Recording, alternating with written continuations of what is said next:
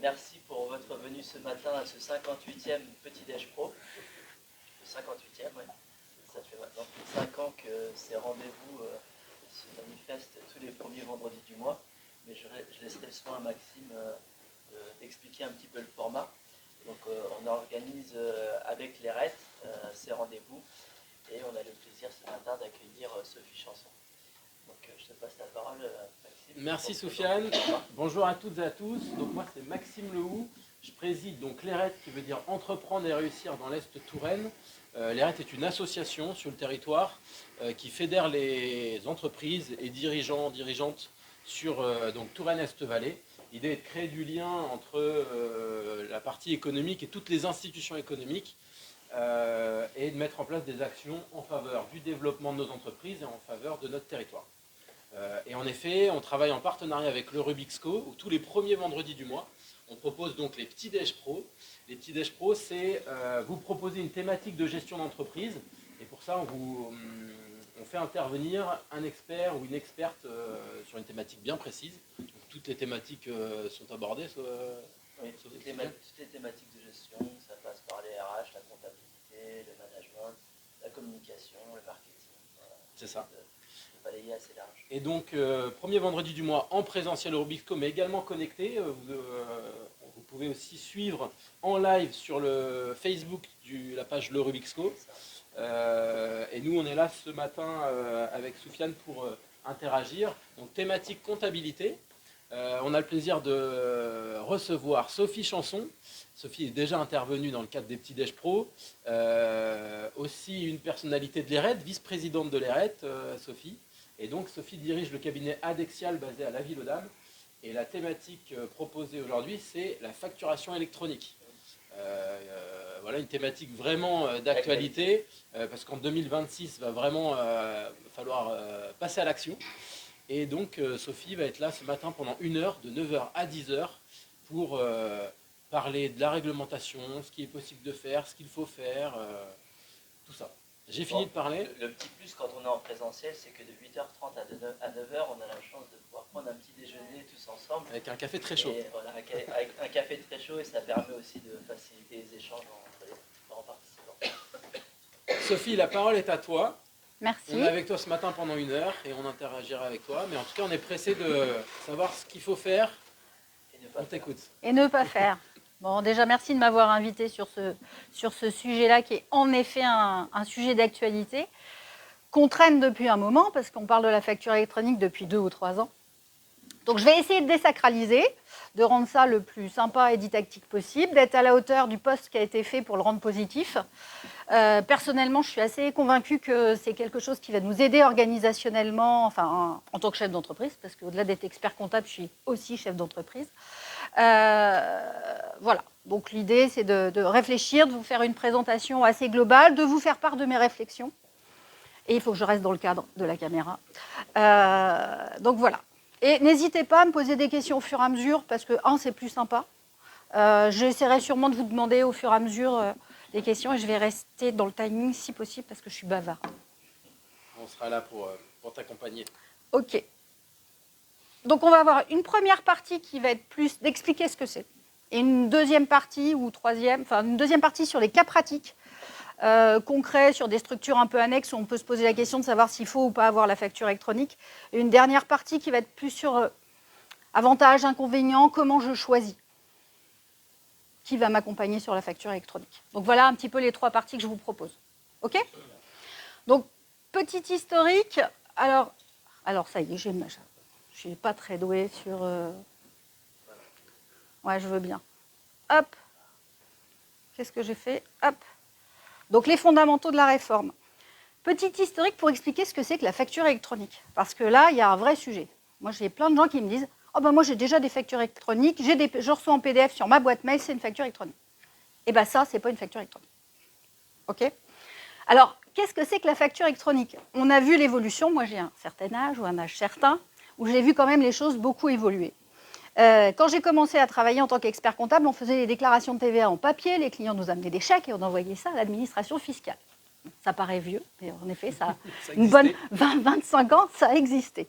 On est passé sur tous ces types de déclarations à des formats qui vont être des formats équivalents à la facture électronique. C'est-à-dire que maintenant, on envoie des fichiers qui sont des types de fichiers EDI, qui sont des fichiers codés, qui sont décryptés après par l'administration fiscale.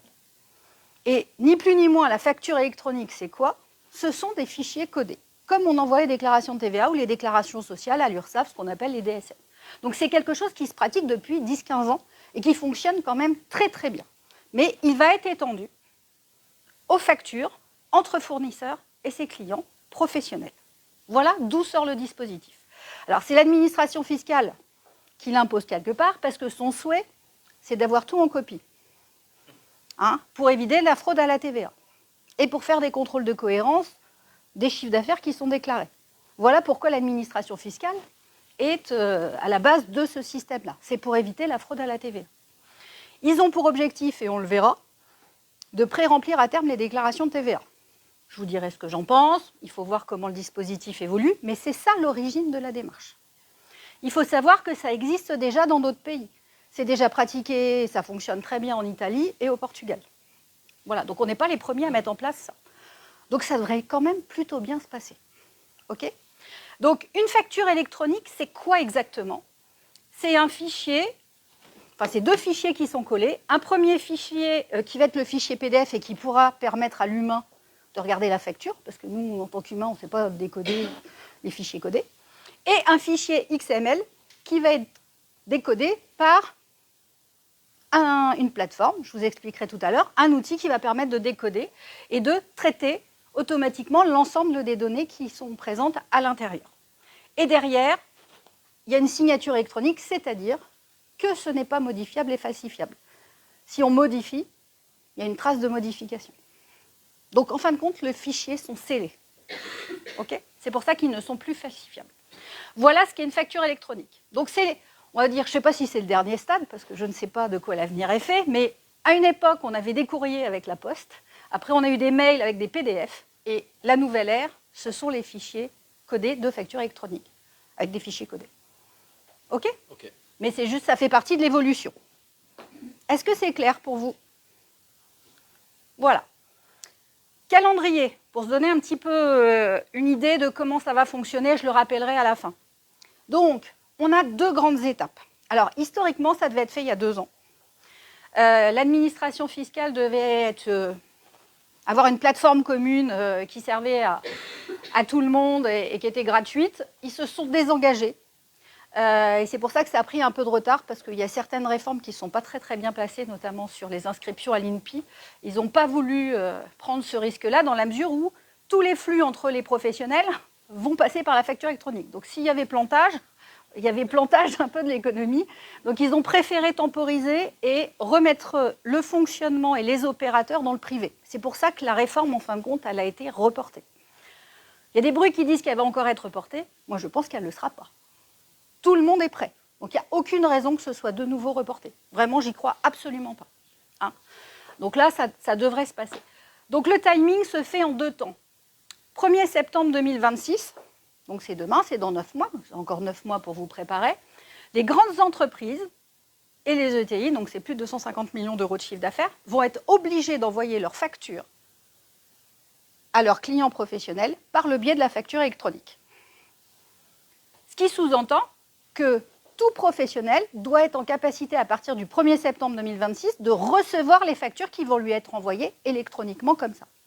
D'accord ? Première étape.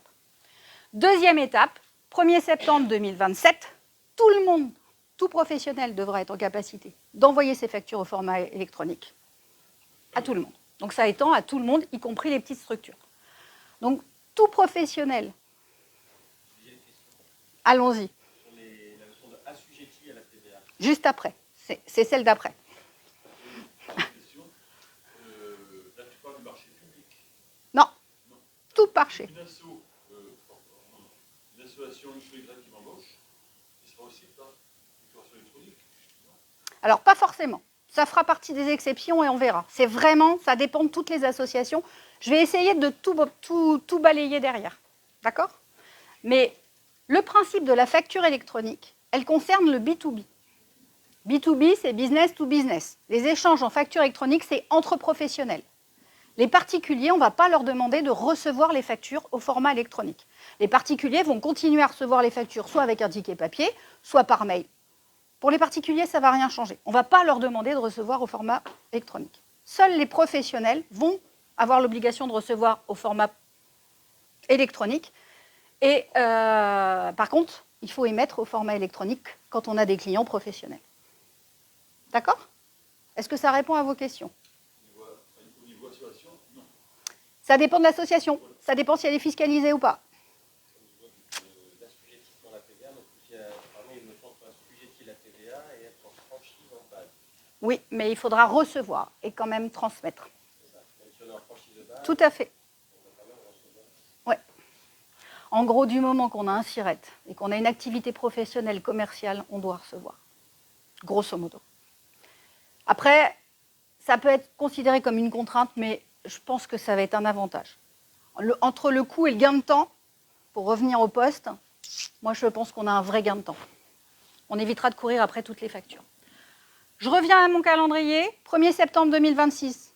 Vous êtes un professionnel, vous êtes obligé d'avoir choisi une plateforme, je vais vous expliquer ce que c'est qu'une plateforme, pour recevoir vos factures de vos clients professionnels, de vos fournisseurs professionnels qui seront les grandes entreprises. Du moment que vous avez un EDF, un Orange, etc., vous êtes obligé de recevoir les factures, ils ne vous les enverront plus. D'accord? Aux joies au bonheur incommensurable, vous n'irez plus les chercher sur leur plateforme non plus. C'est ça qui est cool. C'est ça qui est très positif. Et 1er septembre 2027, si vous émettez des factures vis-à-vis des professionnels, vous êtes obligé d'émettre au format électronique. OK ? Par contre, comme tout le monde aura déjà choisi sa plateforme au 1er septembre 2026, si vous voulez émettre avant vos factures vis-à-vis de vos clients professionnels en format électronique, vous pourrez. La deadline, c'est le 1er septembre 2027, mais normalement, l'environnement va fonctionner à partir du 1er septembre 2026. OK? C'est bon? Et ça passe obligatoire, mais dès le 1er septembre 2026, tout le monde pourrait être en capacité d'envoyer et de recevoir. Oui, tout le monde peut. L'obligation. Pour les missions, c'est 1er septembre 2027. Pour ceux qui ne sont pas grandes entreprises et ETI. On n'en a pas ce matin, je ne pense pas. Les assujettis, donc voilà, qui est concerné?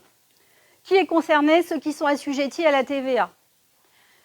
Donc, les micro-entreprises qui vont être en franchise en base et tous les redevables à la TVA. Ceux qui ne sont pas soumis, sont pas soumis à TVA, secret défense ou les non soumis sur des opérations très particulières, donc les prestations dans le domaine de la santé, la formation continue, les opérations immobilières quand on n'a pas opté à la TVA et les opérations réalisées par les associations à but non lucratif, en effet, ne sont pas en obligation d'émettre les factures électroniques. Attention, on peut rester soumis parce qu'on est redevable à recevoir quand même les factures, mais pas forcément à les émettre. Ceux qui ne sont pas soumis à la TVA, sauf les franchises, n'ont pas l'obligation d'émettre, par contre, ils ont l'obligation de recevoir. Une association comme l'IRET, on sera soumis à la réception. Même pas. Je fais partie de ceux qui ne sont pas soumis du tout, parce qu'on n'est pas du tout fiscalisé. C'est une vraie association qui n'a pas d'activité commerciale, à proprement parler, à part ses cotisations. On a des associations qui ont des activités commerciales, qui sont soumises à la fiscalité et qui, du coup, rentrent complètement dans le champ. Voilà. Les associations sportives, souvent, elles ne sont pas soumises ni à recevoir, ni à envoyer. Ceux qui ne sont pas du tout concernés, B2B, enfin B2C, donc les particuliers, les associations à objet non commercial et les structures à l'étranger. Actuellement, la facture électronique, elle va rester franco-française. Ça, c'est quelque chose qui probablement évoluera, mais actuellement, ça reste franco-français. C'est-à-dire qu'il n'est pas prévu à court terme qu'il y ait des connexions entre les systèmes, au moins du pays européen. C'est quelque chose qui pourra évoluer parce que la plateforme qu'ils ont choisie, je vous montrerai tout à l'heure, c'est une plateforme européenne qui a déjà été développée dans d'autres pays et qu'ils ont adaptée à la France. Donc potentiellement, je trouve que c'est plutôt intelligent. Voilà, d'aller récupérer des choses qui fonctionnent et qui pourront potentiellement permettre que ça se plug entre les pays. Voilà. Tout comme des pays qui avaient. Juste sur le slide, là, micro-entreprises non redevables. Oui. Alors elles sont non redevables à la TVA, mais elles devront quand même transmettre les informations de facturation.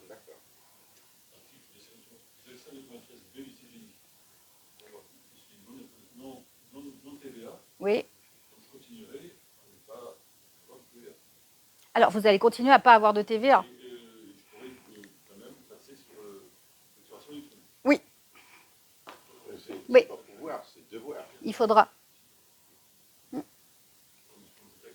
Bah, ça va permettre à l'administration fiscale aussi de voir que vous ne dépassez pas les seuils. Comme Parce tu le que fais c'est actuellement. très, très fréquent. Alors, volontairement ou pas volontairement, hein, parce que moi, je croise régulièrement des micro-entrepreneurs qui ont dépassé. Alors, quand on l'a maîtrisé, ça se passe bien. Quand on ne l'a pas maîtrisé et que c'est l'administration fiscale qui vient vous voir, souvent, ça fait mal. Hein. Ça fait très, très mal.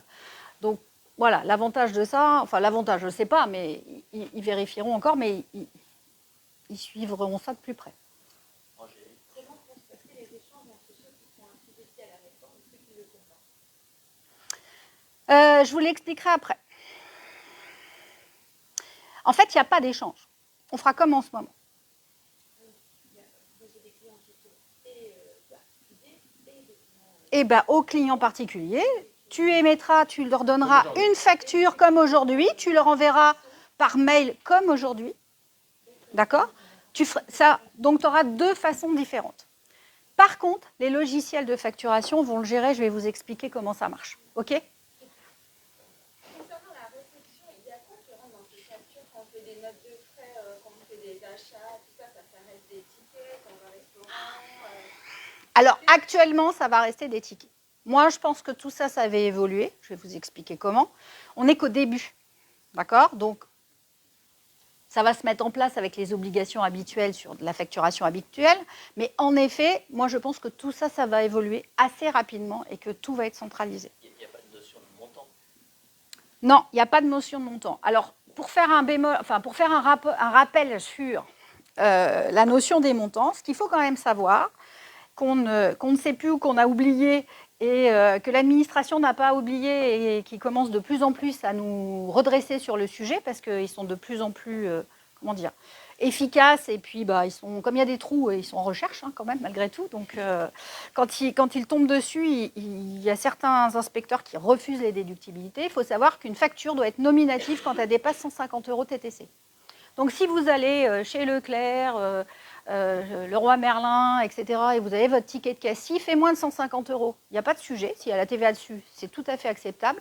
Si ça fait plus de 150 €, normalement, la facture, elle doit être au nom de la société. Le nom de la société doit figurer dessus. Sinon, l'administration fiscale est en droit de la refuser. Et c'est valable aussi dans les restaurants. Souvent, les restaurants, vous venez dans un restaurant, vous invitez vos équipes, vous invitez plusieurs personnes, etc. Ça peut dépasser 150 €. On n'a pas les factures nominatives. L'administration peut vous les refuser. D'accord ? Mais c'est déjà le cas. C'est pas nouveau. Hein. Et s'ils tombent dessus, en ce moment, ils nous les refusent.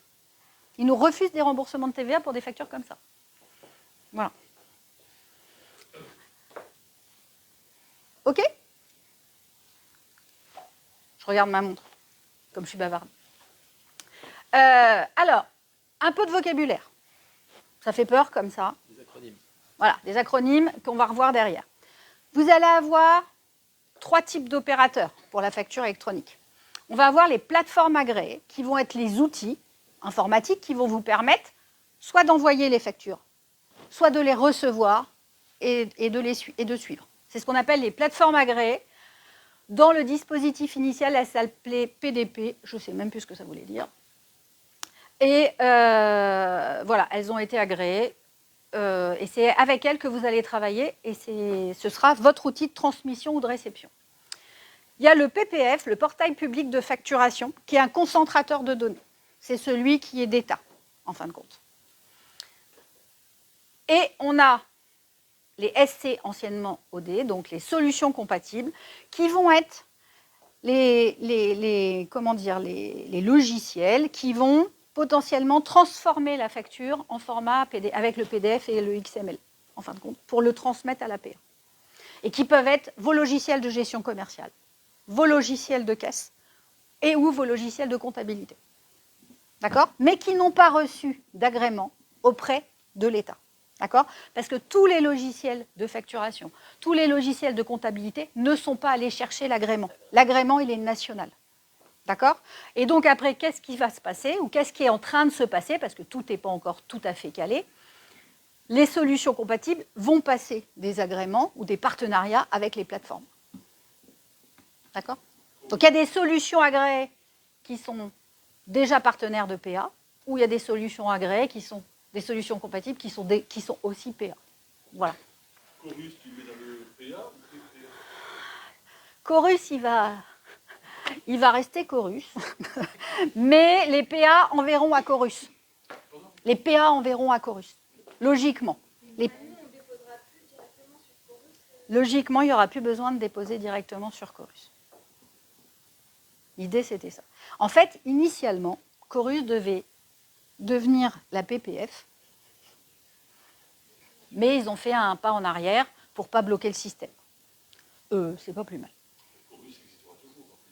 Il existera toujours parce que je pense qu'il va exister parce qu'il va servir quelque part de plateforme agréée de réception pour le compte des collectivités. Finalement, Chorus va devenir la plateforme de réception pour les collectivités. Il n'y a pas d'émission? Parce que les collectivités elles facturent aussi. Alors là, je ne sais pas comment ils vont faire. Je ne sais pas. Je ne sais pas. Je ne sais pas tout. Je sais des trucs, mais je ne sais pas tout. Mais en fait, schématiquement, c'est ça. OK? Super. Juste pour les solutions compatibles, il y a, dans la phrase, il y a peut-être pas une contradiction, mais je comprends bien. Donc, nom immatriculé qui va permettre, en tant qu'intermédiaire, l'émission ou la réception de factures. Et derrière, sans avoir la possibilité de transmettre les factures entre l'émetteur et le récepteur. Donc, c'est ça qui nous gêne un peu. On voit dans le début de la phrase émission-réception, et par contre, la fin de phrase, on ne peut pas transmettre entre l'émetteur et le récepteur. Donc, précisément. Voilà. Je vais vous répondre avec un dessin. Je vais aller me mettre devant. Ça tourne, ça. Voilà. On a essayé de le schématiser. Enfin, je vais schématiser comme ça. On va dire, sur le système, ici, on est fournisseur. D'accord? Et ici, on est client. OK? Donc, à un moment, vous êtes ici ou vous êtes ici. Vous êtes des deux côtés. Et ça peut ne pas se passer de la même façon. Donc, on va faire un schéma simple par rapport au 1er septembre 2026. Je suis Orange ou je suis EDF et je vais vous envoyer une facture. Donc, eux, ils vont avoir leur solution compatible qui peut être leur logiciel de facturation, qui est interne ou pas interne. D'accord? Le logiciel de facturation, il va émettre sa facture très probablement déjà au format facture électronique. Donc PDF plus XML plus seulement. D'accord? Mais il n'a peut-être pas de plateforme agréée, donc il va envoyer une plateforme agréée. Donc c'est là où on émet. D'accord? Et cette plateforme agréée va envoyer la facture à la PPF, qui derrière l'enverra à la plateforme agréée du client, qui la retransmettra potentiellement derrière à sa solution compatible pour intégration, plutôt dans le logiciel de comptabilité. D'accord? Question, comment on fait pour communiquer entre plateformes? Alors, en fait, on passe par la PPF. Qu'est-ce qui se passe? La PPF, c'est un annuaire. Il y a une nouvelle obligation qui a été mise en place. Alors, je ne sais plus si c'est si c'est juillet 23 ou juillet 24. Dans les factures de vente, il y a une obligation nouvelle qui a été de mettre le numéro de SIRET ou le numéro de TVA intracommunautaire. C'est-à-dire que quand vous émettez une facture vis-à-vis d'un professionnel, vous êtes obligé d'indiquer dans la facture son numéro de SIRET, son numéro de TVA intracommunautaire. Et bien, c'était en préparation de la facture électronique. En fait, vous, en tant que client, vous allez choisir une plateforme qui va vous permettre de recevoir toutes les factures de vos fournisseurs, quel que soit le fournisseur et quelle que soit sa plateforme à lui. Vous dites, moi, ma plateforme de réception, c'est ma boîte aux lettres. C'est tel opérateur, c'est ma boîte aux lettres. Tout à fait, c'est ça. Donc, vous allez choisir ça. Vous allez vous inscrire. Ça, il faudra bien qu'on indique à tous nos fournisseurs notre adresse électronique de facturation. Pas du Ça tout. sera relié à ton SIRET. Pas du tout. Pas du tout, du tout. Justement. Ce que vous avez à faire, et c'est ça qu'il faut que vous le fassiez avant le 1er septembre 2026, vous allez vous inscrire à la PPF. Donc la PPF, qu'est-ce qu'elle va avoir? Elle a l'annuaire de toutes les entreprises avec sa PPF de réception des factures. D'accord? Donc, Et c'est là où le parti Orange, obligatoire- il envoie à Adexial sa facture. Bon, c'est pas Orange, mais c'est pas grave. Il m'envoie une facture, il a mon numéro de SIRET, hop, hop, hop, il passe par sa plateforme, quelle qu'elle soit, il vient aller interroger la PPF, il dit « Ah, ma Adexial, c'est tel numéro de SIRET, Adexial, c'est tel PPF de réception. » Eh bien, je vais envoyer à la PPF de réception la facture de Adexial pour la facture Orange. Et moi, elle sera dans ma boîte. Et tout ça, ça se passe en instantané. Et derrière, hop, copie à l'administration fiscale. Voilà. Ce qui veut dire que l'annuaire, on va vite se rendre compte si finalement le SIRET n'est pas relié à une PPF. Et là, Alors, si le SIRET, il n'est pas relié, alors, s'il n'est pas relié, en effet, elle va c'est être que t'as bloquée. pas- ouais. Et si la facture d'émission ne comporte pas le SIRET du client, elle ne passera même pas là. D'accord? Elle sera bloquée. Elle ne sera pas conforme. Il y a un certain nombre de mentions minimum obligatoires. Si elles n'y sont pas, ça bloque. Donc là, il y a un vrai travail de traitement. On fera un petit aparté sur les logiciels de facturation et de gestion commerciale. Ah, je ne sais pas, je ne travaille pas avec Pennylen. Pennylen, je pense qu'ils ont une plateforme intégrée. J'en suis pas certaine, mais je pense qu'ils ont une plateforme intégrée. Pennylen, en fin de compte, ils ont un logiciel, ils font tout, ils situent. C'est une solution compatible où il y a ça et ça.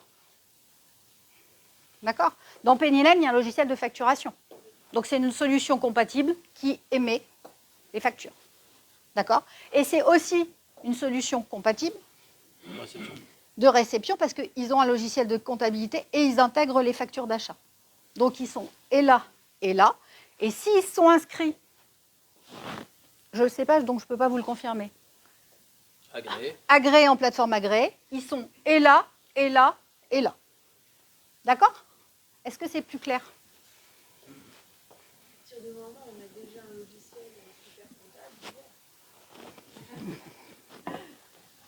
comptable, Oui.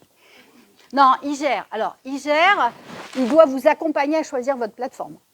Soit vous en proposez une, d'accord? Mais le choix de la plateforme vous revient.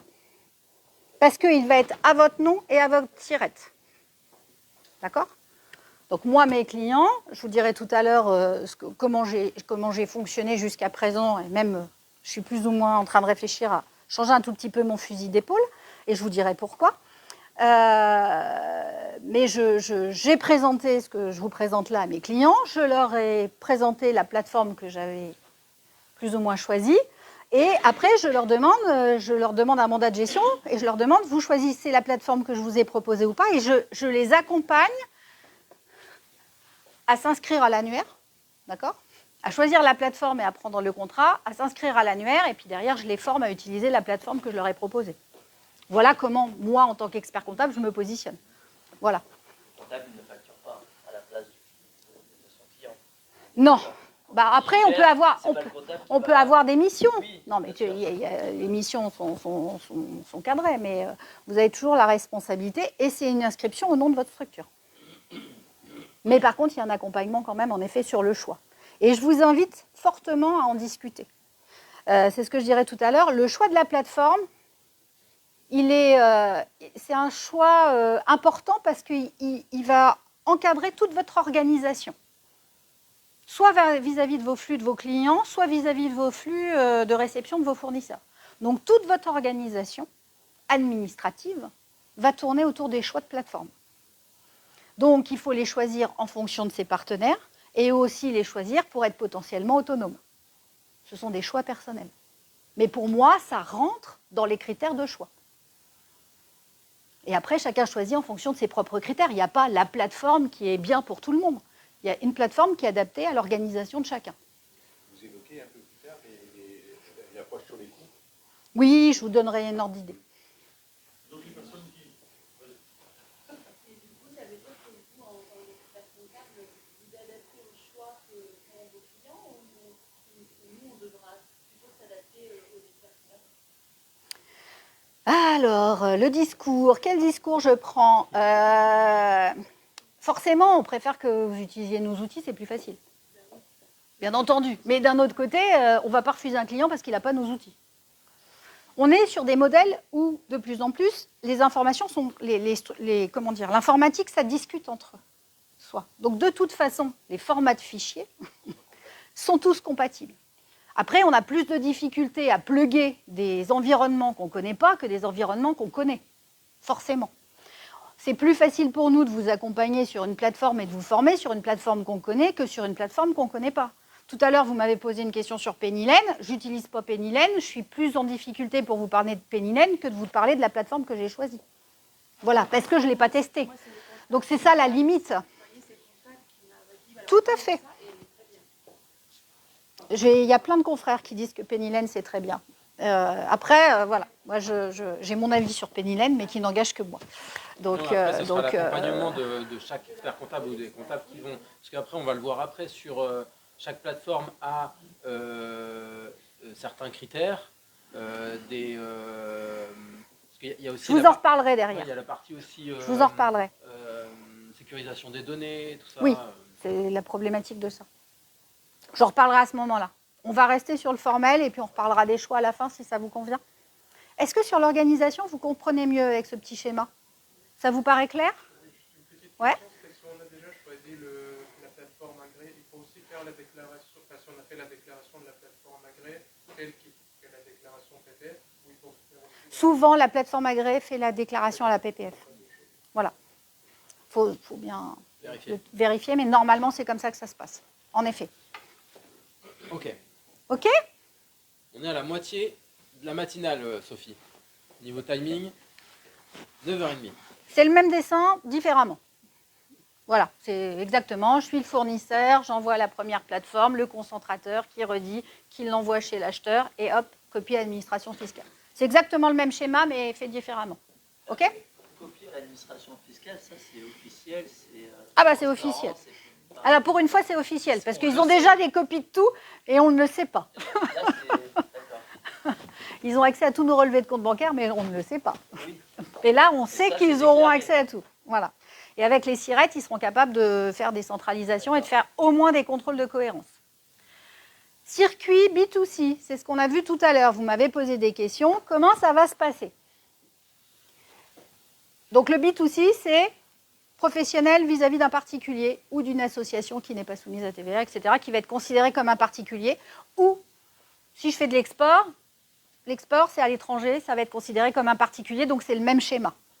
D'accord? C'était tous ceux qui étaient à gauche sur mon tableau non, à droite, sur mon tableau tout à l'heure. Donc en fin de compte, je vais éditer ma facture de la même façon que ce soit un ticket de caisse ou un PDF par mail, et je vais l'envoyer au client. D'accord? Mais l'administration était hyper frustrée. C'est dit, c'est pas pour ça que moi je ne veux pas avoir l'information du chiffre d'affaires que vous avez réalisé. Sinon, je ne pourrais pas pré-remplir vos déclarations de TVA. Donc eux, ils disent, c'est pour remplir les déclarations de TVA, c'est plutôt pour vérifier que vous avez déclaré tout votre chiffre d'affaires. Et donc, il va falloir que la caisse envoie, ou le logiciel de facturation, si c'est un logiciel de facturation, envoie l'information du chiffre d'affaires réalisé via une plateforme à l'administration fiscale. Donc, ce n'est pas parce que je n'émets pas une facture électronique que je ne dois pas transmettre l'information du montant de chiffre d'affaires réalisé à l'administration fiscale. Donc, il y a quand même quelque chose à faire. Est-ce que c'est clair? Au fil de l'eau, en fait, on transmettait déjà... Alors, on ne transmettait pas la copie... on transmettait au moment où on faisait les déclarations de TVA ou au moment où on faisait le chiffre d'affaires. Eux, ils veulent avoir l'information au fur et à mesure. Et puis être sûr qu'on a bien tout transmis. Le fait d'avoir les informations, c'est ça. Okay. Comment ça va se passer? Alors, on ne va pas envoyer le détail. On va envoyer une information globalisée sur le montant du chiffre d'affaires qui est réalisé sur les périodes. Si vous faites vos déclarations de TVA tous les mois, il y aura 3 envois. Un envoi vers le 20 pour la période qui va du 1er au 10, un deuxième envoi du chiffre d'affaires réalisé entre le 10 et le 20, et un envoi du chiffre d'affaires réalisé entre le 20 et le 30 pour le 10 du mois suivant. Donc, voilà. Mais en fait, ça paraît hyper compliqué.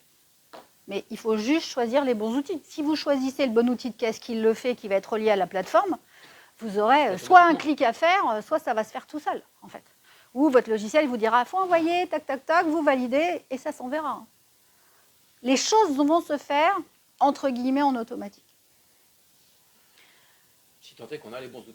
Et il faut choisir les bons outils. Par rapport, je prends un exemple. Donc pour tous ceux qui sont en caisse, restaurant, etc., c'est assez simple. Hein, ça va être que c'est ce qu'on appelle le e-reporting. Pour ceux qui ont des logiciels de facturation et qui ont et des clients professionnels et des clients particuliers sur un logiciel de facturation. En gros, ce qui va se passer, c'est que quand vous allez remplir vos fiches clients, ils vont vous demander si c'est un professionnel ou un particulier dans la fiche client. Et en fonction de ça, le logiciel, il sera capable de dire, tiens, j'ai mis une facture à un particulier, je sais que je ferai du e-reporting. Tiens, la facture, elle correspond à un professionnel, et là, je sais que je vais l'envoyer en e-invoicing, on appelle ça, et au fur et à mesure de l'émission de mes factures. Donc, en fin de compte, c'est très lié à l'organisation de votre logiciel de facturation. Et c'est là où tout le travail, avant le 1er septembre 2027, va être de nettoyer votre base de données et de faire en sorte d'avoir toutes les informations nécessaires, de dire, c'est un client particulier, c'est un client professionnel, et j'indique son SIRET ou son numéro de TVA intracommunautaire. Mais vos logiciels de facturation vont faire ces évolutions-là de façon obligatoire pour le 1er septembre 2027. Sinon, elles ne seront pas en capacité d'être en lien direct avec les plateformes. Donc, en fin de compte, c'est tous les opérateurs de facturation, enfin, tous les gens qui ont des logiciels qui font ce travail-là. Soit c'est déjà fait, soit c'est en cours d'être fait. La partie caisse, moi, je pense même que ça va évoluer et qu'à terme, j'ai entendu l'autre jour que bientôt, ils pourraient mettre dans les cartes bleues, si la carte bleue, c'est une carte bleue pro ou c'est une carte bleue perso. Je suis sûre qu'à terme, dans les cartes bleues, on aura l'information du SIRET. Et si on a ça, je suis sûre même qu'à terme, quand vous irez chercher votre carte Buran, que vous paierez, etc., ils auront l'information et seront en capacité de relire. Alors, je suis un peu dans plus tard, mais je suis assez convaincue que ça va fonctionner et assez rapidement. Voilà. Alors, c'est peut-être à 3 ou 5 ans. Hein. Dans 5 ans, ça va être, ça va vraiment faciliter les échanges. Et c'est là, c'est tout le gain de la facture électronique. Voilà. Une fois que ce sera en route, là, ce sera facile. Finalement. Alors, il va y avoir des étapes. Tout ne va pas fonctionner d'un seul coup, mais il va y avoir des étapes qui, plus ça va aller, plus on va gagner du temps sur ce genre de choses. Donc, les personnes qui font une déclaration pour les trimestres ne pourront plus faire. Non, je vois uniquement bimensuel ou autre. Alors, en fait, actuellement, ça n'exonérera pas de faire la déclaration de TVA. Mais il faudra, en parallèle de la déclaration de TVA, envoyer les flux d'informations de facturation ou d'émission de chiffre d'affaires par le biais de la plateforme en amont à l'administration fiscale, qui a pour ambition à terme de remplir les déclarations de TVA.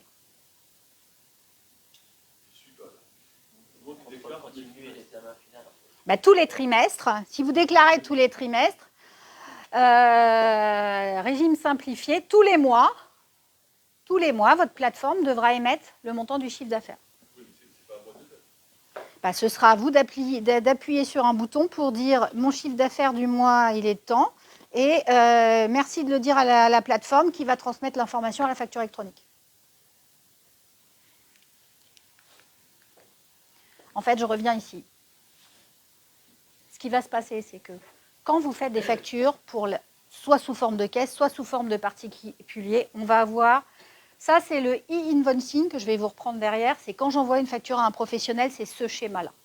Et j'ai un schéma parallèle pour tout ce qui est facturation en particulier. Je vais le mettre comme ça, qui va juste faire ça, qui va dire, je t'envoie l'information du volume de chiffre d'affaires que j'ai fait ici, à la plateforme, qui va l'envoyer à la PPF, qui va l'envoyer à l'administration fiscale. Mais ça ne partira pas chez le particulier parce que lui, il n'a pas à le recevoir. C'est juste une information de chiffre d'affaires. Et quand vous me dites « j'aurais pas besoin de le faire bah, », logiquement, vos outils, soit de caisse, soit de facturation, seront en capacité de faire ce e-invoicing, e-reporting. OK? C'est comme ça que ça va se passer. Il faut bien faire clair, pas clair? La déclaration du chiffre d'affaires mensuel et l'envoi de la facturation électronique. C'est deux schémas différents, c'est en parallèle. Oui, non, non, oui. Moyen? Parce que je ne saisis pas, et je suis peut-être Redites-moi. pas saisissant. Personnellement, je parle à mon enfant. Tous les trimestres, je fais une déclaration. Oui, mais vous la ferez toujours. Oui, donc au 1er janvier, entre le 1er janvier et le 30 janvier 2026, 31, je dois faire une déclaration du mois d'octobre, novembre, décembre. Ouais. Là, pas de souci. Là, ça coule très bien. Qu'est-ce que vous allez faire de plus ou de moins? Alors, à partir du 1er septembre 2027, si vous êtes en trimestriel ici, pour le 25 octobre 2027, entre le 25 et le 30 octobre 2027, votre outil de facturation aura dû envoyer à votre plateforme choisie le montant du chiffre d'affaires que vous avez réalisé au mois de septembre, qui le mettra en copie à l'administration fiscale. C'est Chorus qui le fera, ça. Ce n'est pas Chorus, c'est votre logiciel de facturation qui se liera à une plateforme. Eh bien, il va falloir en choisir un, monsieur. Voilà, c'est bien ça le sujet. C'est ce que tu as à faire avant Voilà, septembre. vous n'avez pas le choix.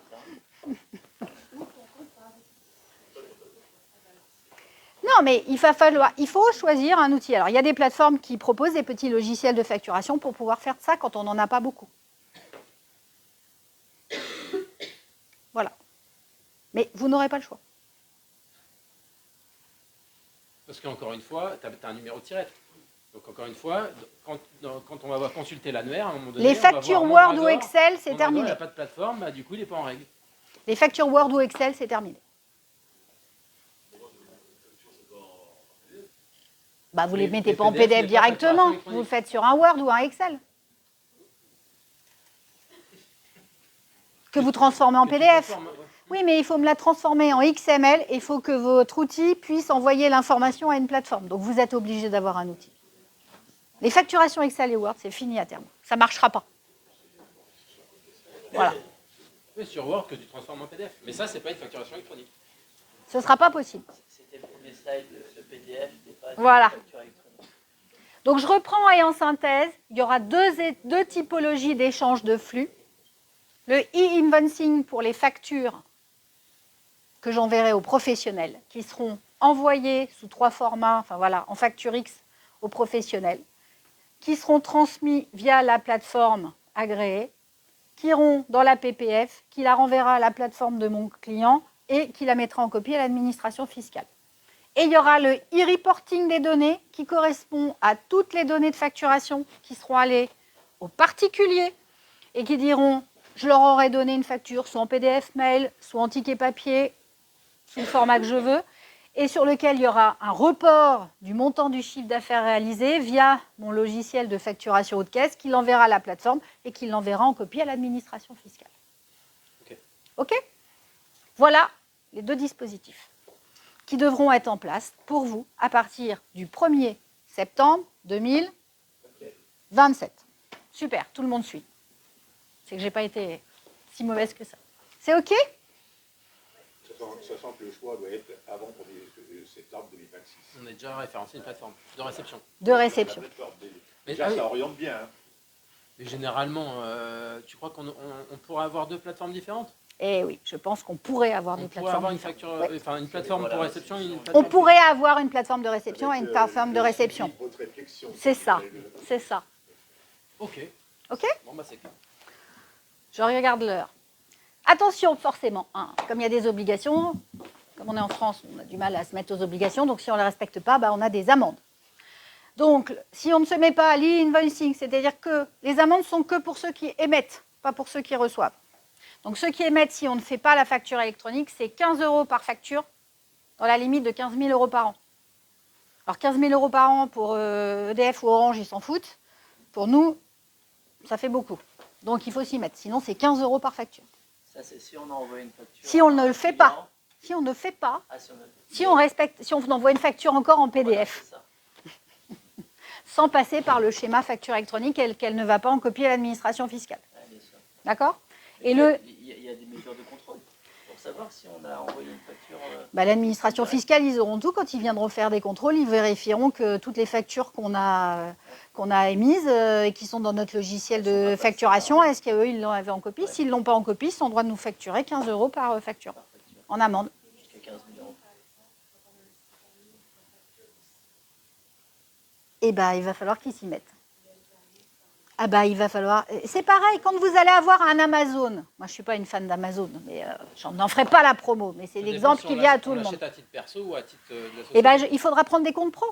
Il n'y aura pas le choix. Il faudra avoir un compte pro. Et dans le compte pro, il y aura le SIRET. Et normalement, ils seront dans l'obligation de faire ça. Sauf si vous achetez, ce qui sera compliqué, c'est les factures de ce que vous achèterez à l'étranger. Parce que votre fournisseur étranger, lui, il n'a pas l'obligation d'être en facture électronique. Donc, il faudra toujours aller la récupérer par un autre biais. Mais si vous achetez via Amazon sur un Français, il sera obligé de vous l'envoyer quand même en facture électronique. Et moi, ma question, c'est que voilà, moi j'ai un site en ligne, des factures sur mon PrestaShop. Eh ben, les factures de votre PrestaShop, il va falloir qu'elles soient louées à un moment, soit à une solution compatible, soit directement à une PA pour envoyer le e-reporting. C'est clair. Je pleure toujours après les sites internet marchands parce qu'on ne va jamais jusqu'au bout et on ne pense pas à la compta. Je fais ma pleureuse. La compta, c'est toujours le parent pauvre. Sauf qu'il faut toujours que ça termine dans la compta. Donc quand on met en place une solution et une organisation quelle qu'elle soit, il faut toujours aller jusqu'au bout et aller dire comment on va faire pour traiter ça jusqu'à la compta, pour automatiser le plus de choses. Voilà. Alors maintenant, il y a quand même ce qu'on appelle les... Alors ça y est, j'ai perdu le nom, il va me revenir. Les API. Ce qui nous sauve, c'est les API. Les API, ce sont des petits outils applicatifs qui permettent de plugger tous les outils entre eux. Donc, il faut que votre site internet de vente en ligne ait une API qui permette de transférer cette information-là, s'il n'est pas capable d'émettre des factures électroniques dans une solution compatible qui transformera tout en facture électronique et qui vous permettra de faire ce qu'il faut. Donc, il va falloir travailler à ces liens-là pour répondre à tout ça. Oui, mais est-ce qu'elles sont aux normes? Bah, alors, ils vont peut-être s'y mettre. Hein. Voilà. Et le e-reporting, c'est 250 € par transmission, dans la limite de 15 000 € par an. Je vous ai dit, si vous êtes en TVA tous les mois, c'est 3 transcriptions par mois, c'est 750 € par mois, si vous ne le faites pas. OK? Et si les plateformes agréées ne font pas les envois à l'administration fiscale, elles seront désagréées. Ça, c'est clair. Voilà. Si nos fournisseurs sont étrangers et qui ne sont pas soumis à toutes les... Tu les recevras toujours en PDF. Je les reçois en PDF, mais c'est à moi de les déposer quelque part? Bah, il faudra que tu te débrouilles pour les déposer à ton expert comptable ou toi les enregistrer dans ta comptabilité et les garder comme actuellement. Mais l'administration fiscale n'aura pas besoin de l'avoir en copie. Il n'y a pas d'obligation pour l'administration fiscale d'avoir ça en copie. Et le Romerlin ou Action ou machin et tout, auquel je vais directement... Si ta facture fait plus de 150 €, ils seront obligés de te faire une facture correcte parce que déjà, de toute façon, sinon tu n'as déjà pas le droit de récupérer la TVA dessus. Et bah, à terme, c'est ce que je dis, tous ces trucs-là, on aura des comptes pro. Ça va évoluer. Moi, je pense que tout n'est pas encore calé. Il y a jusqu'au 1er septembre 2027 pour ça, mais tous ces trucs-là, ça va évoluer. Ah, mais ça va évoluer très vite. Oui, oui, ça va évoluer très vite. OK. Je pense que je vais zapper les cas particuliers. Grosso modo, les cas particuliers, c'était les LMNP, les SCI, les associations et diverses franchises en base TVA. LMNP, je vous le fais hyper rapidement. En principe, les LMNP sont exonérés de TVA, mais c'est une activité commerciale. Comme c'est une activité commerciale, on est censé recevoir les factures de tout le monde. Donc, on est censé avoir une plateforme pour recevoir. Par contre, si on n'est pas soumis à TVA, on n'est pas obligé d'émettre des factures électroniques. Voilà, et de ne pas avoir de e-reporting. Donc, et après, pour moi, que sur un site à TVA, il y en a d'autres, j'imagine, on n'a pas besoin de plateforme. Vous avez une plateforme pour recevoir. Sinon, vous n'aurez plus vos factures de vos fournisseurs. Vous n'êtes pas considéré comme un particulier, vous avez un SIRET. Donc, pour recevoir les factures d'achat de vos fournisseurs, vous serez obligé d'avoir une plateforme au moins pour recevoir. Mais si je ne reçois rien, moi, je ne fais que... Ah bah, si vous ne dépensez rien en tant que professionnel, vous n'en avez pas. Alors, moi, dans mes dépenses... Tu achètes bien du matériel. Aujourd'hui, quand on a un professionnel, on ne peut plus ne pas être outillé, en fait. À partir du moment où on a un SIRET, il va falloir s'équiper en plateforme de réception et d'émission à un moment donné. C'est ça. Je pense qu'on ne pourra plus fonctionner comme un particulier quand on est professionnel. Les associations, si elles sont vraiment non lucratives, elles n'ont aucune obligation. Voilà. Donc, l'association à but non lucratif, on est exempté. Enfin, non lucratif, non soumis à TVA. On est exempté. Voilà, bon. On est considéré comme un particulier. Voilà. Après, est-ce qu'elles n'auront pas intérêt à donner leur SIRET? Parce que souvent, elles ont un SIRET pour concentrer la facturation de leurs factures. Moi, je dis qu'elles auront peut-être intérêt. Les SCI. Normalement, les SCI, l'activité de location, c'est une activité civile non soumise à TVA. Donc, elles ne sont pas forcément obligées d'émettre des factures. Si elles sont soumises à TVA, elles sont obligées d'émettre des factures et d'utiliser en émission des factures. Comme c'est un numéro de SIRET, elles sont obligées de recevoir des factures de toute façon. Donc, si on a une SCI, notamment sur des locaux professionnels, il faut avoir une plateforme pour la SCI. Et les diverses, ce sont les franchises en base. Donc, ce sont des assujettis dispensés de TVA. Il y a l'obligation de réception des factures. Obligation d'émission d'une facture électronique pour les opérations réalisées avec un autre assujetti. Et sauf si ce sont des activités exonérées, c'est-à-dire formation, etc. Et obligation de transmission des données en e-reporting pour tout ce qui est avec des particuliers. Et les sociétés étrangères, il n'y a pas du tout d'obligation de recevoir les factures étrangères. Par contre, il faut les renvoyer en guichet électronique sur du e-reporting. Voilà pour les cas particuliers. Troisième partie concrète, qui propose des plateformes agréées. En ce moment, donc il y a plein de pubs, c'est ce qu'on dit, il n'y a pas un truc qu'on entend, donc il y a plein de pubs parce que c'est maintenant. Donc forcément, c'est un marché, il y a du business, hein. C'est le privé qui prend. Donc les plateformes, elles vont être vendues. Celui qui chope la plateforme, il chope tout. D'accord? Donc tout le monde est en train de se précipiter sur les sujets. Donc qui est-ce qui va vendre? Qui est-ce qui va vous proposer? Les logiciels de gestion commerciale, de caisse et de comptabilité. Les banques. Les banques sont beaucoup sur ce marché-là. On va avoir une plateforme, nous, il y a une plateforme de l'ordre des experts comptables, où vous allez avoir des opérateurs complètement indépendants. Et ce que je disais tout à l'heure, il y a à peu près 117 plateformes en ce moment. Il n'en restera pas 117 à la fin. Ça va concentrer, c'est sûr. Et bien, comment on choisit? C'est ça le bazar. Alors, déjà, qu'est-ce que proposent les plateformes agréées? Vous avez deux sujets, et c'est là où on l'a dit tout à l'heure, et tu m'as défloré ma surprise, pas très agréable.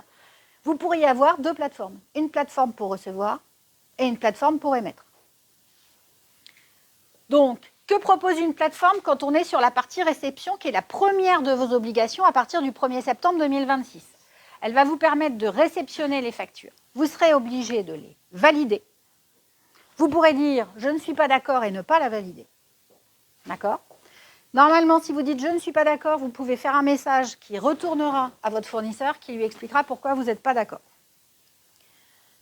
Et s'il veut que vous validiez sa facture, il faudra qu'il vous envoie un avoir. Et vous attendrez de valider votre facture, d'avoir l'avoir qui va, et après vous validerez les deux. D'accord?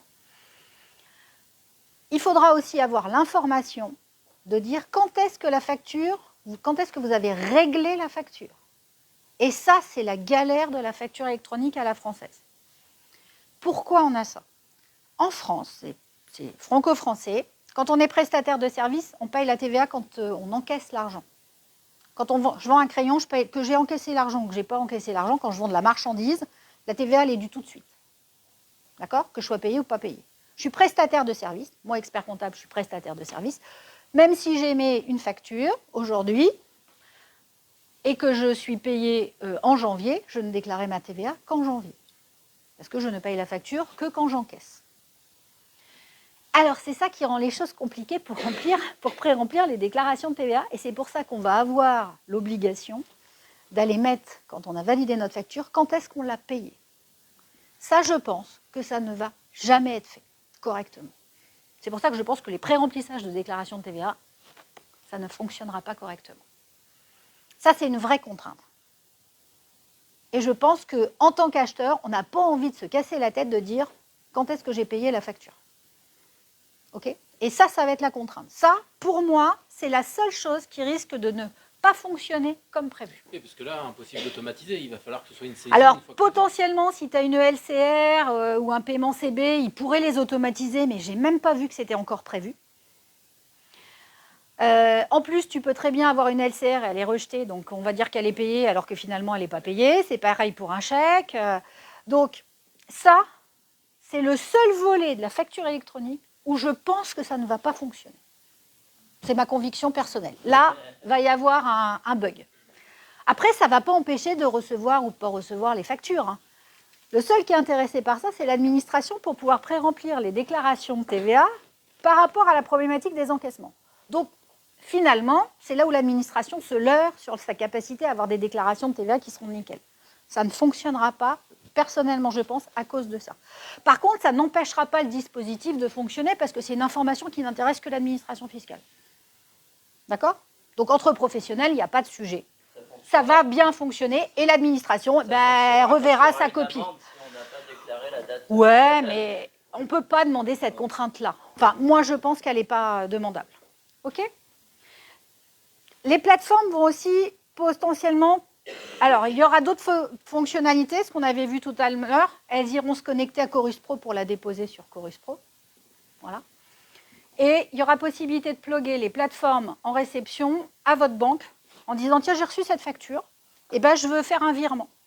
Si vous avez rentré les informations de RIB, etc., parce qu'elles sont souvent dans les factures, vous pourrez faire un lien pour demander le virement en automatique à votre banque. Donc ça ira sur la banque et ça fera votre virement. Donc potentiellement, ça peut vous faire gagner du temps plutôt que de dire « Alors, il faut que j'aille sur ma banque, que je rentre le RIB et que je fasse le virement ». Donc là, ça permettra... Mais aujourd'hui, sur des systèmes d'abonnement, on est prélevé. Oui, mais des fois, il y a toutes les factures, on n'est pas prélevé. Oui, bien sûr. On parlait tout à l'heure Toutes les factures. Oui, ça, c'est prélevé. Et on recevra quand même la facture à côté. On recevra la facture, je n'aurai pas besoin de la payer, mais je peux avoir aussi une facture de n'importe qui et que je fais un virement. Et là, on pourra automatiser les virements. Donc ça, c'est ce que vont proposer les plateformes. Et derrière, qu'est-ce qu'elles vont faire? Elles vont les transmettre au logiciel de comptabilité où votre expert comptable ira chercher toutes les informations sur la plateforme agréée. Nous, on se pluguera sur les plateformes agréées. Actuellement, on a des dispositifs de dépôt en ligne de nos factures, si vous les envoyez, sauf si vous les amenez toujours des pochettes papier. Mais on a quand même proposé des dispositifs de dépôt de factures dématérialisées en PDF. Ça n'existera plus, on ira chercher sur les plateformes. Et la partie vente, qu'est-ce qu'elle va faire? Elle va envoyer les factures au client et gérer le suivi des accords. Tout à l'heure, je vous ai dit, en face, il valide. S'il n'est pas d'accord, il peut vous faire un message, ça reviendra sur votre plateforme et ça vous dira il y a des anomalies. Et il fera le e-reporting en cas de B2C. Comment on choisit sa plateforme? Donc, la plateforme pour la partie fournisseur, on l'a choisie en lien plutôt avec le traitement de la comptabilité avec votre expert comptable, si vous avez un expert comptable. La plateforme d'émission, c'est plutôt en lien avec votre logiciel de facturation ou votre logiciel de gestion de caisse. Donc, en fait, c'est en fonction de votre organisation. Donc, vous n'êtes pas forcément des professionnels par rapport à tout ça. Moi, je vous invite à vous rapprocher de votre expert comptable préféré pour lui demander quel est son avis. D'accord? Qu'est-ce qu'il vous préconise pour vous? D'accord? Ça ne vous empêche pas de comprendre comment ça fonctionne et d'avoir une idée critique. Et votre liberté, bien entendu. Mais il faut faire très attention. Actuellement, il y a des plateformes, ils font des engagements pour 3 ans. C'est comme les logiciels de caisse. Des fois, il y a des trucs avec les logiciels de caisse, on est engagé pendant 3 ou 5 ans. Et puis avec des montants qui sont significatifs. Donc, je change d'organisation, je me suis trompée de plateforme, je suis engagée pendant 3 ans avec l'une. Alors peut-être, tu pourras dire, je change de plateforme et aller donner ta nouvelle plateforme à la PPF, mais tu seras engagé et tu paieras les deux en même temps. Donc, essayez de trouver des plateformes où vous n'êtes pas engagé et vous pouvez changer en cours de route parce que vous changez votre organisation, votre logiciel de gestion commerciale, votre expert comptable ou votre banque. Ouais. Pour les B2B, sachant que peut être une TPE ou une PME est facturée à des PME ou des grosses structures, on a finalement la double obligation de 2026 de réception de l'émission. Puisque non. L'entreprise a l'obligation de réception. Si nous, on les facture, on est bien obligé non. de les émettre en électronique. En électronique, vous êtes obligé de les émettre qu'à partir du 1er septembre 2027. Par contre, vous pouvez le faire avant. Mais eux qui ont l'obligation de réception, si nous, Que pour les gros. L'obligation de réception, c'est que pour ceux qui le font. oui, mais si nous, on facture des groupes, on est bien obligé de leur émettre. Non. La seule émission, non. Tout le monde doit recevoir à partir du 1er septembre 2026 pour être en capacité de recevoir les factures des gros opérateurs. Parce qu'eux, ils ont l'obligation d'émettre. D'accord? Les autres, comme le système il va être présent, soit ils attendent le 1er septembre 2027 pour émettre, soit ils peuvent le faire avant s'ils sont prêts. Le seul inconvénient de le faire avant, c'est le paiement. Parce que combien ça coûte? Dernière question. Parce que juste une mention, vous dites les gros, quels sont les critères qui déterminent les gros opérateurs des petits? Bon, on a compris 250 millions, c'est les grandes entreprises et ETI, c'est la définition fiscale. Voilà, non, mais c'est cela. C'est la définition fiscale. D'accord? Voilà. Oui, mais par exemple, dans la restauration, ils ont quand même les gros, les Pomona, les machins. Enfin, je vous donne un exemple. Il y en a quand même quelques-uns qui sont gros. Hein. ETI, oui, beaucoup Il y en a quand même quelques-uns. Hein. Alors, pas forcément pour tout le monde, mais il y a quelques secteurs où ils vont déjà recevoir, les métiers de bouche, ils vont déjà recevoir pas mal. Hein. C'est concentré, les fournisseurs. Une idée du coût. Alors, moi, j'avais choisi la plateforme, pour vous dire initialement, pour vous faire part de mon expérience, qui était la plateforme de l'Ordre des experts comptables. L'Ordre des experts comptables, on a déjà une plateforme qui nous permet d'envoyer les EDI de TVA, les EDI de DSN, donc, qui existe depuis 10 ou 15 ans. Depuis que je suis installée, ça fait 19 ans, j'ai toujours utilisé cette plateforme-là, qui fonctionne très bien, et donc, du coup, ils ont dupliqué pour la facture électronique. Enfin, ils ont adapté à la facture électronique. Ce que je trouvais intéressant de cet opérateur-là, ce que je trouve toujours intéressant de cet opérateur-là, c'est que vous changez d'expert comptable, vous changez de banque, il va se plugger avec tout le monde. Voilà, donc je trouvais ça très intéressant parce que c'était pour moi un opérateur complètement indépendant et je trouvais que c'était une solution extrêmement pertinente pour mes clients. Pour garder cette liberté-là. Il n'y a pas d'engagement, je change. Voilà. Et donc, elle est toujours disponible. Donc, soit vous pouvez la prendre vous tout seul, ou votre expert comptable peut vous la proposer. Les experts comptables, ils ont tendance à proposer la plateforme qui fonctionne avec leur logiciel de comptabilité et leur environnement. Donc peut-être qu'ils ne vous proposeront pas celle-là. Mais comme je vous dis, c'est que des flux informatiques qui sont codés, normés. Il n'y a pas de souci pour récupérer les informations entre les plateformes. La plateforme de l'Ordre des experts comptables se plug avec mon logiciel de comptabilité. Mon logiciel de comptabilité propose une plateforme, ça ne m'empêche pas de choisir la plateforme de l'Ordre des experts comptables. Ce que je trouvais intéressant de celle de l'Ordre des experts comptables, c'était son indépendance, garantie que les informations ne vont pas fuiter ailleurs. Hein. Notre métier, c'est la confidentialité. L'Ordre des experts comptables, il ne va pas faire fuiter les données nulle part. Et puis, ce n'est pas une boîte privée, l'Ordre des experts comptables, c'est un ordre, comme les avocats, les médecins, donc il ne sera jamais racheté par un fonds de pension. Parce que le risque actuellement sur toutes les solutions informatiques, c'est que c'est racheté par les fonds de pension américains quand ça fonctionne bien. Et les fonds de pension américains, ils doublent ou ils triplent les tarifs pour pouvoir récupérer la rentabilité de ce qu'ils ont acheté. Moi, je le vois, il y a un logiciel de paye qui s'appelle Silae, qui a été déployé par 80% des experts comptables, qui vient de se faire acheter par un fonds de pension. Ils nous ont, sur 3 ans, ils nous ont quadruplé les prix. Donc ça, c'est le risque de toutes les solutions informatiques, c'est-à-dire que se concentre et derrière, la garantie de prix, quand il n'y a plus de concurrence, parce qu'il y en a qu'un qui occupe le marché, il est plus ou moins embêtant. Pour vous donner, aussi, voilà, confidentialité des données. Donc moi, j'étais très attachée à ça. Je le suis toujours et je vais proposer cette plateforme-là, mais je vais peut-être en proposer une deuxième et je vais vous expliquer pourquoi.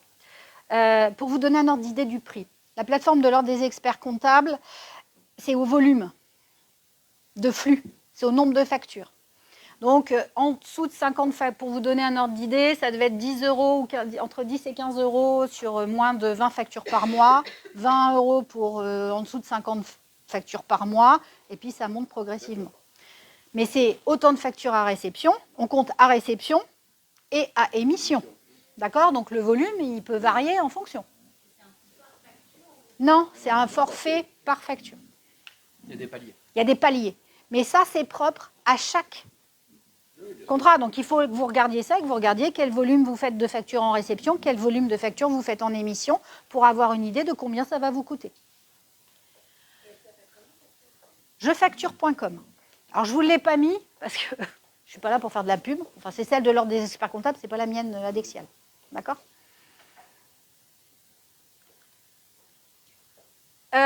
Moi, j'ai potentiellement choisi de travailler avec une autre plateforme parce que celle des experts comptables, Alors, elle est pluguée avec les banques pour pouvoir faire des virements, mais elle sert juste de plateforme. Et il y a un autre environnement, peut-être qu'il y en a parmi vous qui connaissent MEG, parce que souvent les experts comptables, des fois, ils proposent MEG pour les petits logiciels de facturation, etc. C'est une plateforme qui travaille que avec les experts comptables et qu'on propose à nos clients pour gérer déjà des achats, faire leur déclaration de TVA, un outil de compta pour les nuls avec un outil de facturation inclus. Moi, j'appelle ça comme ça. Et ils ont une plateforme qui va être intégrée au même coût. Et ils sont plugués aux banques avec une information de la banque qui arrive tous les jours. Et ce que je trouve intéressant de cet environnement-là, c'est que mon client, si je lui propose cette plateforme-là, il n'aura qu'un seul endroit où aller, où il aura toutes ses factures d'achat qui vont arriver, ses factures de vente pour émettre et toutes ses informations bancaires sans aller sur son appli bancaire. Donc, c'est-à-dire qu'il n'aura qu'un seul point d'entrée et il aura toute l'information achat, vente et banque. Et là, je trouve que c'est extrêmement intéressant en termes de, comment dire, de levée de charge mentale. Ouais. C'est-à-dire que je concentre toute mon attention et j'ai toutes mes informations dans cet outil-là. Donc c'est pour ça que vous voyez, j'ai un peu changé d'avis, parce qu'avec la plateforme initiale que j'avais choisie, je n'ai pas cette information-là au quotidien et je trouve que c'est... Demain, on aura ça. Pennylen, par exemple, ils ont ça. Ça se plug et il y a tout. MGE. MEG. Mais ça, c'est l'expert comptable qui vous la donnera. Vous ne pouvez pas l'avoir en direct, celle-là. D'accord. Dans jefacture.com, il y a un petit logiciel de facturation hyper simple qui est inclus dedans, qui remplacera nickel votre Word et votre Excel. Voilà. Il y a des plateformes qui vont proposer des petits logiciels. Alors, ce n'est pas un logiciel de facturation commerciale où j'ai 15 milliards d'articles. Si je fais 20, 30, 40 factures par mois, il n'est pas adapté. Mais par contre, quand j'en fais 1, 2 ou 3, c'est une plateforme, j'ai mon logiciel de facturation, j'ai tout qui est concentré. C'est largement suffisant. OK ?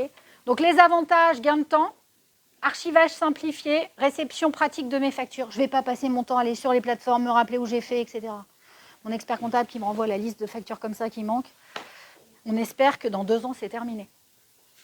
L'inconvénient, coût de l'abonnement, l'obligation, validation des factures. Comment ça va se présenter ? Ça, c'est, je vous ai fait une copie d'écran de ce qu'il y a sur jefacture.com pour vous donner un ordre d'idée. Sur jefacture.com, c'est une appli que vous avez, soit sur Internet, soit sur votre téléphone. Elle est disponible sur le téléphone. Donc vous allez dessus avec vos codes, hop, il va vous dire, je veux voir mes factures d'achat et vous irez dedans. Ça va marcher comme une boîte mail. Si j'ai des ventes, je peux aller dans les ventes, je fais ma vente comme ça, je peux faire un devis. Et tout ça, catalogue de produits, factures, achats, ventes, c'est si j'utilise l'outil de facturation. Si je n'utilise pas l'outil de facturation, je n'ai pas besoin. Voilà, flux de documents, c'est si je veux aller chercher, je vais aller récupérer les informations de ma solution compatible de facturation, qui va déverser toutes mes factures électroniques vis-à-vis de mes clients et qui va partir après via la plateforme jefacture.com. Pour la partie achat, voilà, vous allez recevoir, ça va ressembler à un email. Vous allez avoir une ligne par facture reçue. Et derrière, vous avez des petits connecteurs où vous allez leur dire qu'est-ce que je fais sur cette facture-là. Première connexion, je la valide pas. Si elle n'est pas validée, elle ne part pas dans le logiciel de comptabilité. Elle ne part pas chez l'expert comptable. Donc si vous ne validez pas vos factures, elles n'arrivent pas jusqu'à l'expert comptable, elles n'arrivent pas dans le logiciel de comptabilité. Donc il faudra absolument les valider. Donc on dira c'est en attente de validation ou c'est pas en attente de validation. Et ça, ton fournisseur, il a l'info? Parce que justement, ça va être ça. Alors sur l'info, attente de validation, je ne sais pas. Il va falloir que tu gères ton client pour dire valide ta facture. Ouais, c'est ça. Bon, il s'en fout un peu. Hein. Ouais, mais moi, en tant que fournisseur, je m'en fous pas parce que ça veut dire que je vais pas être payé. C'est le fournisseur qui va appeler. Bon, si c'est une LCR, il s'en fout. Hein. Si c'est une LCR, il s'en fout. S'il te prélève, il s'en fout. Mais en effet, ça peut ne pas être lié. Mais si tu ne les as pas validés, tu n'auras pas l'information. Et ce logiciel dédié à un logiciel de comptabilité du marché? Non, il se lie avec tous les logiciels de comptabilité. Ils passent des partenariats. En fin de compte, toutes les plateformes vont passer des partenariats avec. Donc, ils travaillent avec Cador. Moi, je suis sur Cador. Il travaille avec Cador. Il travaille avec Manunisoft. Il va travailler avec Pennylen. En fait, c'est ce que je vous ai dit. Après, c'est que des flux codés. En fait, c'est des flux codés avec des pièces jointes. D'accord? Donc, quel que soit... Vu que les codes, c'est les mêmes pour tout le monde et qu'ils vont être universels, tout se plug. En fait, tout se plug. Après, c'est d'avoir potentiellement les API qui permettent les plugs. Il faut que les API entre outils aient été développés par la plateforme ou par votre outil de gestion ou l'outil de comptabilité. Si l'API elle n'est pas codée et disponible, le plug ne va pas se faire facilement. Si l'API elle est déjà développée par les deux opérateurs, on branche comme brancher une prise électrique après. Hein. Sophie, 10h10, on essaie dans les petits déj pro de respecter un timing. On se dit 5 minutes et à 15 on... Ben non, on mais c'est termine. fini. On Moi est j'avais au bout. fini, Ok. donc voilà, vous marquez validé. Et après, on va marquer quand est-ce qu'on l'a payé. Et quand elle est marquée payée, tout va bien. Et sur jefacture.com, c'était l'avantage, elles sont gardées 10 ans. C'est le délai légal pour les contrôles fiscaux. Le risque dans les plateformes, c'est qu'ils ne les gardent pas trop longtemps. C'est la Et confidentialité. qu'après, les volumes vont être payants. On est propriétaire des données qui sont... On reste propriétaire et elles sont dedans. Ça, c'est la garantie de celle de l'ordre des experts comptables, c'est de les conserver pendant 10 À ans. un moment donné, on va te dire... Au bout d'un moment, on va te dire, il faut là, les il y a virer. trop de Il y en a stockage trop, de il faut les données. virer. Ou alors tu payes Ou alors tu payes un coût de supplément. stockage, quoi. Voilà. Les solutions proposées par les banques, oui, on entend des banques qui font de la pub sur la solution. Il ne faut pas changer de banque. Et il faut espérer que leurs API se logent bien avec les nôtres. Et attention aussi, du coup, aux engagements, quoi. Il faut regarder les engagements. Mais après, l'idée, Après, c'est de voilà, changer en avec effet, les hein. interlocuteurs, avec les comptables. Bon, nous, forcément, on n'est pas fan de celle des banques. Hein. On préfère garder notre indépendance. Hein. Mais là, les intérêts des uns et des autres ne sont pas les mêmes. Oui. C'est pour ça que moi, j'avais préféré choisir la plateforme de l'ordre des experts comptables ou l'autre plateforme dont je vous ai parlé, qui travaille avec plein d'experts comptables. C'est qu'elle est indépendante, on change d'expert comptable, on change de banque. Il y a tout qui continue à marcher. Et moi, je m'étais plutôt orientée vers ça, vers une plateforme qui permettait d'être indépendante et autonome des choix des logiciels. Et des clients, ça reste durable, quoi, en fait. Voilà. Voilà comment moi, je préconise plutôt le choix. Et le calcul du volume de factures qu'on paye, ça comprend aussi les factures qu'on paye en particulier ou on va déposer Non, parce que celles-là, elles seront en e-reporting. Donc celles-là, elles ne vont pas compter dedans. elles ne comptent pas dans le volume de... Non. Ben non, parce qu'elles sont en e-reporting, elles ne sont pas en e-invoicing. C'est tout le nom qu'on propose de pas notre compte, mais paye à la facture, c'est 15 centimes à la facture. Oui, ben, c'est qu'il doit être relié à jefacture.com. Il y a des chances. Quand tu me le dis comme ça ressemble un peu. Moi, je suis sur des forfaits, mais après, chacun... Donc, en effet, il faut regarder. Il faut regarder maintenant. Ouais. C'est ça le sujet. Là, l'idée, vraiment, hein, alors moi, j'ai dit à mes clients, je ne passe pas ma nuit du 31 août au 1er septembre à plugger tout le monde. Donc, moi, j'ai pour objectif que tout le monde ait choisi sa plateforme au 30 juin. J'ai décidé de passer un été serein. Donc là, le choix de la plateforme électronique, c'est maintenant. Vous allez, si vous clôturez au 31 décembre, moi, ça fait depuis le mois de septembre, j'en parle à tous mes clients dès que je les croise. Je leur fais une information, soit on a des réunions comme vous avez bénéficié ce matin, soit je leur en parle rapidement avec un petit schéma. Je leur dis, choisissez pas sans avoir validé avec nous quand même, parce qu'on connaît bien votre organisation et on va être en capacité de vous donner un avis, mais c'est toujours vous qui décidez, bien entendu. Et surtout, on décide avant le 30 juin pour avoir eu le temps de s'enregistrer auprès de la PPF et que ça fonctionne nickel à partir du 1er septembre 2026. Et pour les émissions, vous avez le temps. Il reste 1 an. On aura des réponses d'ici là. Et je pense qu'en plus, Et les plateformes, elles vont évoluer aussi. c'est pas tant les plateformes qui auront Intégrer évolué, des c'est innovations. plutôt toutes les solutions compatibles qui auront évolué et qui seront pluguées et qui seront accoquinées avec des plateformes. Voilà. Mais si ça bouge, autant avoir une plateforme sur laquelle on n'a pas d'engagement pour pouvoir changer de plateforme. Malgré tout. Je pense qu'il faudra s'autoriser à changer de plateforme. Donc, il faut prendre une plateforme sur laquelle on n'a pas d'engagement. Vraiment. Mais il y a un risque si on fait une facture à une société qui est déjà soumise à l'obligation de réception, qu'elle nous demande de passer par sa plateforme et qu'on soit du coup obligé d'émettre. Non. Ta plate en émission, elle ne pourra te demander qu'à partir du 1er septembre 2027. Bien sûr Elle pourra que pas t'obliger elle d'envoyer ne peut pas en t'obliger électronique. avant. Oui, Avant. mais elle sera obligée de recevoir. Non, elle reçoit que des gros. Tout Que le monde des sera gros. obligé de recevoir à partir de septembre, même toi. Moi, je ne sais pas si je choisis une plateforme qui ne me facture pas au volume. Moi, quand je fais tous mes clients, sans rire, ils vont avoir une plateforme, je vais leur dire d'en prendre une en réception. je vais envoyer mes factures électroniques avant le 1er septembre 2000. Ça, c'est sûr. La seule chose qui m'obligerait à ne pas le faire, c'est le volume et de payer avant. Après, tout dépend du choix de la plateforme. Il y a des plateformes qui ne vont pas être au volume. Donc peut-être que c'est plus intéressant. Très clair. Merci Sophie. Claire. Merci. Je pense qu'on a bien évolué sur le Ouais. sujet. 10h15. On a pris le quart d'heure de plus. Le quart d'heure pour J'avais dit que j'étais bavarde, mais c'est un sujet un peu compliqué. J'espère que c'est clair pour tous.